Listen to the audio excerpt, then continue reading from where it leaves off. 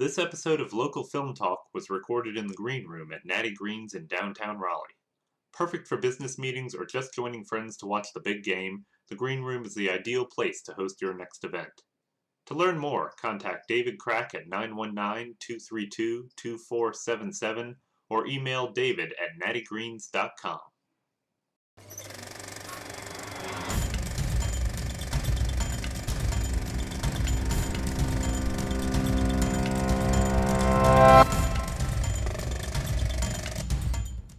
Let's get into some of the behind the camera stuff. After you started the company, you did some short films. You also, like you said, you've done your own editing, cinematography, and you've actually done cinematography for some other I've done projects. cinematography and editing for other commercials and other directors, music videos, short films, commercials, promos, that kind of thing. Now, how do you find, when you start a company, how do you find work like that? I don't know. When you figure that out, please let me know so I can actually make a living at this. Most of them I just stumbled upon, and a lot of them initially, many of them aren't paid. And then eventually you start saying, well, I've got to make something from this because this is now my full-time job. So do you have a day job? Yeah, no, I'm a deadbeat. I'm sorry. Aren't we all? I'm just kidding. So at what point were you able to start doing this full time? Able might not necessarily be the most choice word. What time? I made the decision this January, actually, primarily because it's certainly not. We certainly, my wife and I, we certainly took a hit on our finances because I decided to do this. But mentally, with the amount of work I was having to put into the feature and the amount of work I'm having to do for the feature, I couldn't handle it. And it's impossible to concentrate when you have other stuff going on too. I could not do it. It just, some people maybe they can handle that kind of stuff. They can multitask in that way. I don't know if that's really multitasking, but they can do that. It was physically and mentally really just literally destroying me. Oh, I know what you mean. That's trying to do all these shows and run the website and all that stuff, to come home from a day job and then have to not only just still be on, but like switch modes and still be right. on. And the worst part is that when you wake up the next morning and you got to go to your day job, it starts to make that bad because you would rather be doing the other stuff, but now you got to go to the day job, so you start hating the day job, and then it's rough. It's very difficult. People like to talk about this area being this great, rich, dense, artistic place, and on the one hand, I appreciate what they're saying, but on the other hand, I think they're full of shit.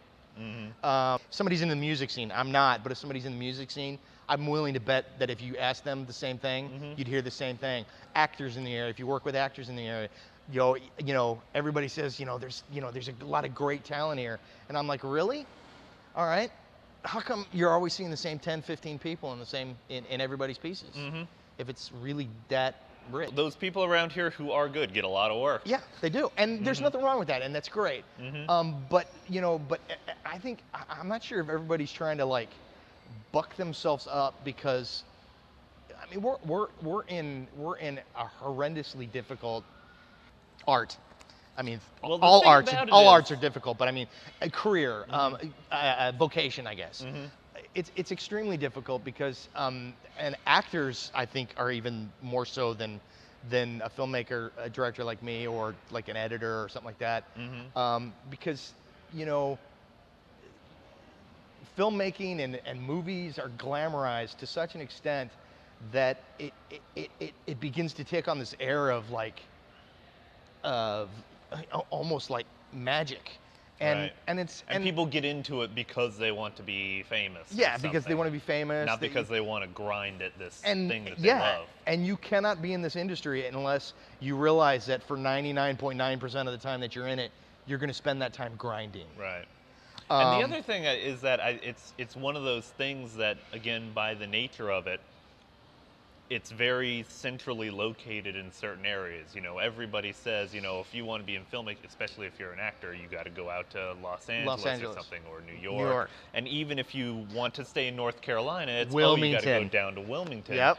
And the interesting thing is that, especially with today's technology, you know, with the digital cameras and the internet and all that stuff, theoretically, you could do this stuff anywhere. You know, you're making shorts and soon a feature here. I'm doing these shows and everything, so it could be done everywhere. But there's that mentality that, oh, if you want to make it, you got to go out to this place. Yeah, but you know, the people that are going out there, the ones that, I mean, you can get discovered if you don't go out there and you're, it's like here. But one of the issues that I think is prevalent too in this area, along with this, I mean, these actors being glamorized and having the, I mean, the actor faces being glamorized like they're some magical creature, and at the same time, nobody respects the craft that they do. Right. So they live with that, and that's, I mean, that's a crappy way to have to face your art, because I mean, how many actors have ever said to somebody, I'm an actor, and that you get one of two responses. The response I used to always get was, oh, wow, really? I used to do some acting in high school. I'd like to try that again. It sounds like it'd be kind of fun. And I always just said, well, try making a living at it. Yeah, really. And or you get the thing, or you get the line about, oh, so what's your day job? Right. No, I'm an actor. My day job, I don't have a day job. I'm an actor. But you know, it's some actors, people don't understand. And actors live with that, and so you're faced with that, and then you get in this, and then you get in an area that's not. And the whole Wilmington thing makes me laugh though, but but that's not New York or L.A. or Atlanta, something like that. And while you're right, it can be done. What I've actually seen in this area, and I've seen it in other areas. I ran a theater company in Missouri, and saw something very similar. Is that there's this weird sort of, it's almost, I don't want to say it's really a stagnation, but because a certain echelon get at a level where they're the ones that are either being used all the time or everybody's calling them or something like that. They get at that level, and then they stay there. Okay. So the artistic, what's going to get them noticed for their talent or for something that they do doesn't change. So you're not going to actually able to be, you actually have to be somewhere else where something's going to be pushing you to be better. Here, they don't have to be better. And I'm not saying that you kind of hit a ceiling and you go on autopilot. Yeah, because it's I don't know if it's a comfort thing. I don't know what it is, but for me, this really, it wasn't apparent the first 4 or 5 years that I started making films. It's only become apparent since I started trying to do a feature. In all the stuff that we've done, and like I told you, remember, I'm somebody who meticulously researches stuff. I like to know as much as I can before I start asking people questions. Right. Because I don't want to ask a question that somebody's going to go, well, why don't you just Google that? Right. Because I did Google that now, and it wasn't there because I've done the research. So I like to be very well informed and try to be as well informed as possible. So I did, you know, when we started the feature, I mean, it took us, we started writing the script January of 2011. Okay. October of last year is when the website went live. Okay. So from January 2000, and that's when the script was finished. January 2011 to October 2013 is when we did all the background work of the script Right. But it's also when we were doing research for how are we going to do this feature? How is this going to happen? What, you know, I read books. My wife read books.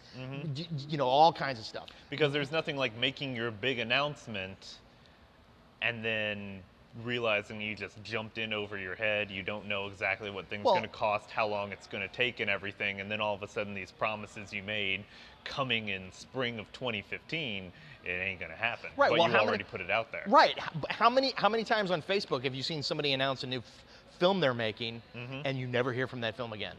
And you go to their website and the website's like a year and a half old. The copyright date's still on the same thing, and the last post was 13 months ago. Right. Right. Me and my friends have a Kickstarter for this Right, thing we're right, filming with right. a mini DV camera. Right, right. And that's another thing that comes in handy when you, like you said, you're going out to people. You know, they've probably, you know, their actors out there have probably been approached by dozens of people who, you know, didn't do the research, threw up a website and said, yeah, let's, you know, go and do this. And they're like, all right, how are you going to do that? How are you going to do that? How much is this going to pay? All this and everything. And they're like, hey. I actually had one actor who I really wanted to cast in the biggest role in the film. Yeah. Turned me down because he felt that that's what it was going to be.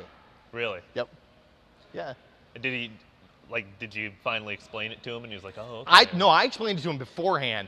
He just said, you know, I'm just, you know, I get what you're trying to do. Too many times. Yep. So I was like, okay, that's fine, no problem. So you've got all that groundwork done. Yeah. So we've done all this, and I began to notice, you know, and we began to come up against roadblocks. Right. You know, there would be like, we won't get me started about SAG right now because that's not really North Carolina related. But that's a whole nother can of worms, and just suffice it to say that my relationship with SAG is slightly rocky.